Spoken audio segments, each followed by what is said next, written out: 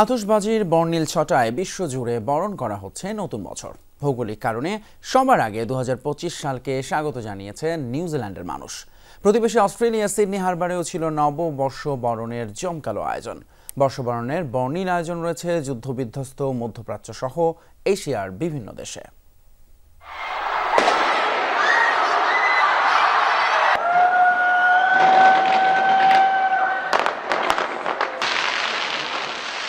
ভৌগোলিক কারণে সবার আগে 2025 সালকে স্বাগত জানালো নিউজিল্যান্ড।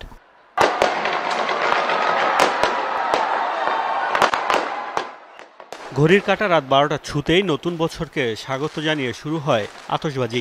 2025 সালকে বরণ করা হয় অকল্যান্ডের স্কাই টাওয়ারের আতশবাজি উৎসব দিয়ে। 3, 2, 1, Happy New Year! নিউজিল্যান্ডের পর বর্ষবরণের উৎসব শুরু হয় প্রতিবেশী অস্ট্রেলিয়ায়।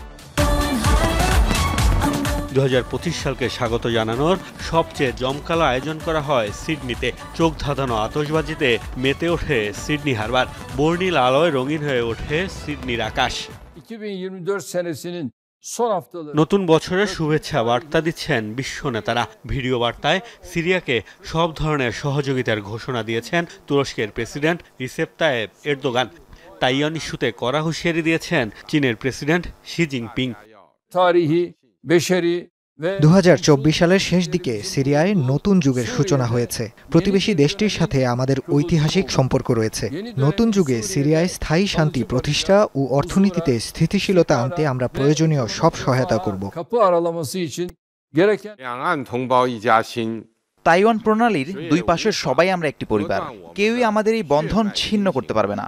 কোনো শক্তি আমাদের একত্রিত হওয়ার পথে বাধা হতে পারবে না।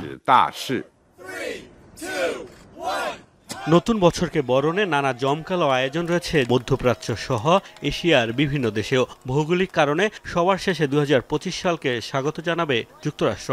জমকালো আয়োজনের জন্য এরই মধ্যে প্রস্তুত ঐতিহাসিক টাইমস স্কয়ার। নতুন করে সাজানো হয়েছে ক্রিস্টাল বল।